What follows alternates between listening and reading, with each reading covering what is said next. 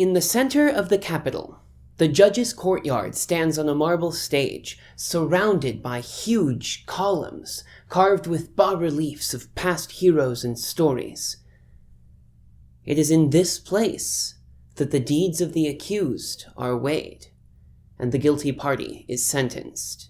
For months, the chief of the guard has been a thorn in the side of the heroes, but it wasn't until they were barred from pursuing the great villain, the Red Warlock, into a suspicious underground tunnel by the physical imposition of the guards, of course by order of the captain, that they started to get a little suspicious.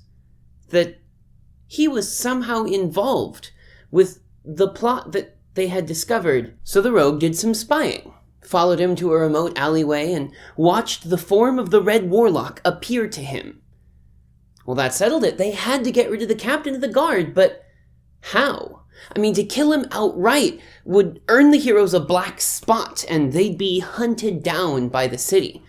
Now, that's a no-go, since they still needed access to the city to make sure that the place was safe. To try to just make him disappear, well, that would raise suspicion, and that might restrict their movements within the walls, because the guard would very likely look for their leader fervently.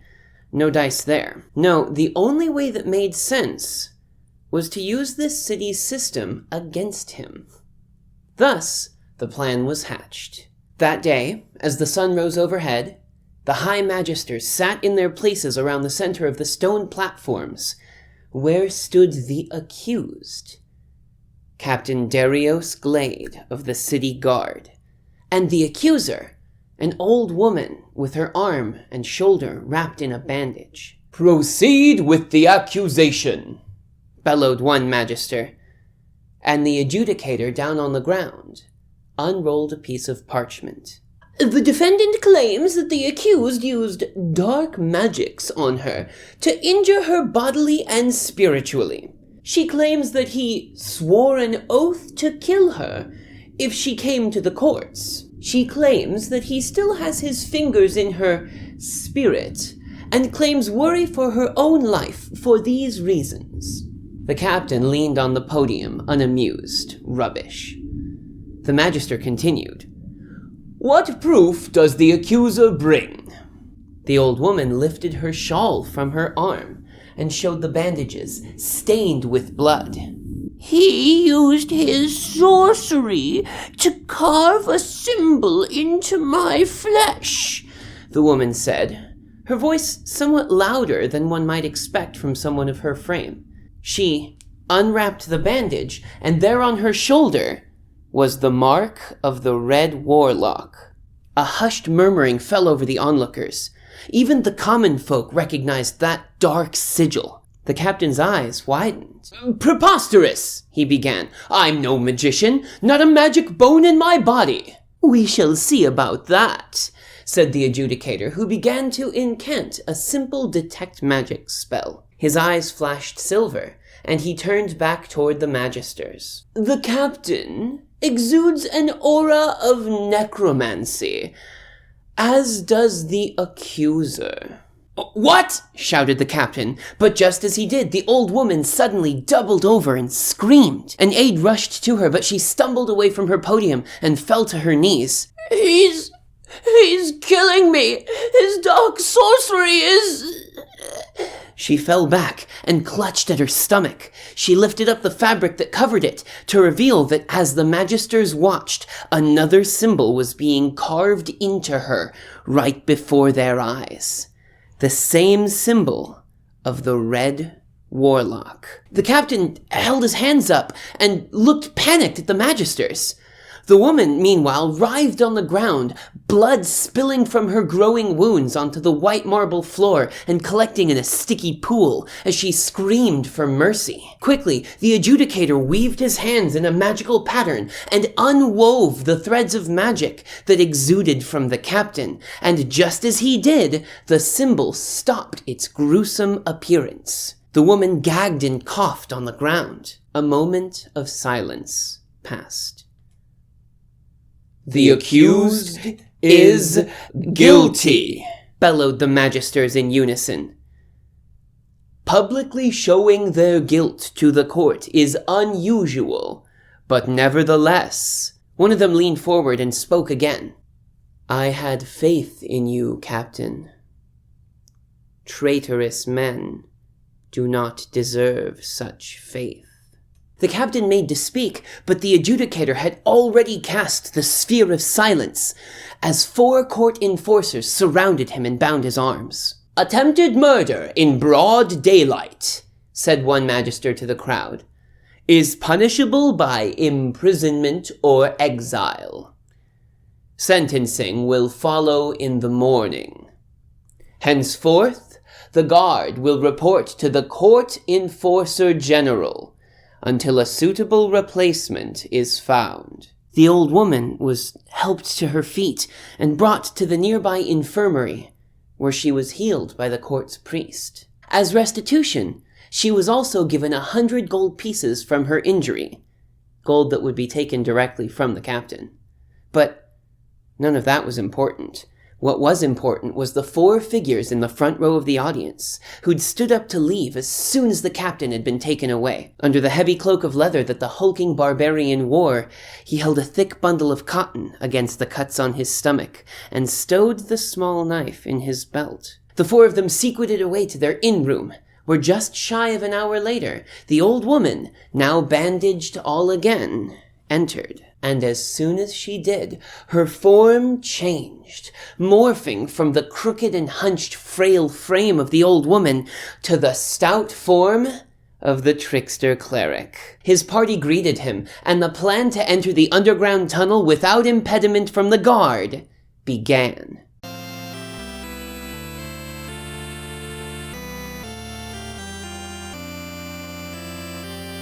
You guys, I cannot get enough of using, weird, obscure spells in the ways that would most make your DM want to rip up his adventure notes and throw them into the air. And this is one of those instances. 3 spells make for a perfect framing mechanism to get someone locked up for evil sorcery. And here they are. First up, you're going to need Warding Bond, which is a non-concentration second level spell from your cleric's list that makes a mystic bond between him and, let's say, the party's barbarian. The spell basically makes the target get +1 AC and saving throws, and then resistance to all damage, but whatever damage they do take, the cleric will also take. They have to remain within 60 feet of the caster for it to remain in effect, but that's not really that hard to engineer.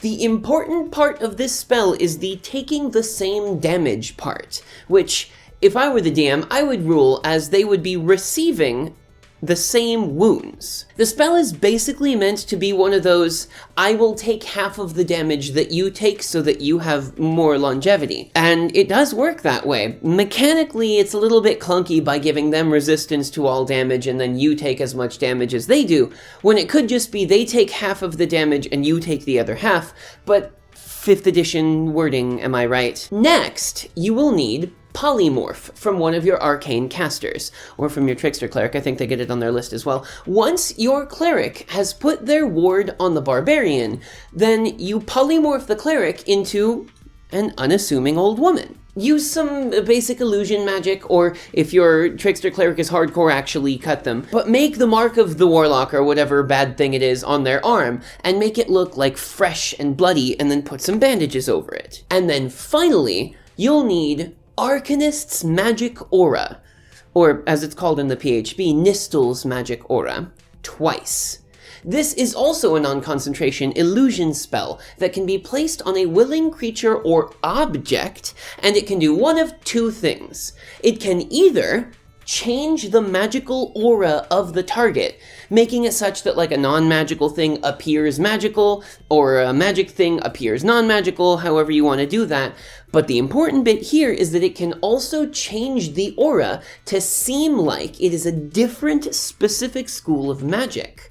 So if you had, for instance, an evocation magic sword that when you did the thing it lit on fire, you could cast this magic aura spell on it, and it would hide the evocation aura, and you can replace it with a different aura, or no aura at all. The other thing that the spell can do is you can make a thing appear to have like a different alignment or creature type for the purposes of abilities like protection from evil and good or divine sense that detect a specific quality about a thing. Sometime in the street, right before the trial or whatever, you pat the guard on the back or nudge him while you're walking past and cast this spell on something he's wearing, his breastplate or his belt, something that's close to his chest maybe.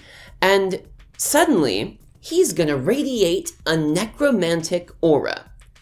Cast it again on your polymorphed trickster cleric, and in addition to masking the transmutation magic from the polymorph and the abjuration magic from their ward, they now smell like necromancy too. Maybe make it exactly the same as the aura that would be coming off of the captain of the guard. Now, have your party follow close by and then sit in the audience or otherwise remain close enough so that the spells don't break, and let the plan begin. When the moment is right, have the barbarian, who has the highest HP in the party obviously, start to just actually cut into himself with a knife. And the cleric will receive the same wound at half of the damage that would happen to it. So it hurts less, I guess, while everyone in the audience and the court watches this invisible force carve into them before their very eyes. This is not an illusion. It is a real injury. So any onlookers can actually check to see if the woman is like really actually bleeding and all that. You put the blame on your target, making them sound like they're using evil sorceress warlocky magic or something like that, and presto, instant arrest. And then, of course, when you unpolymorph your priest, you have all of your old HP back from your priest form anyway. So all that damage that your barbarian did to himself or whatever, so that you could take it and make it look like it was happening to you in person, doesn't matter. And all you gotta do is just kind of slap your barbarian with a healing word or something like that, and everything is good. I love pulling off dumb capers in Dungeons & Dragons. And a couple of the videos that I've done so far that talk about these obscure spells have been sort of these ways to do it, but they've always been like one spell at a time. But I found this combination, and my brain immediately went, ka-chick, you should do that thing. And I'm kind of torn about making these videos because I make this video and it details this rad awesome plan about how to pull this cool caper, but now I can't ever do it in any of the games that I play because there's a possibility that the people I play with will have seen my video and they will know what's happening.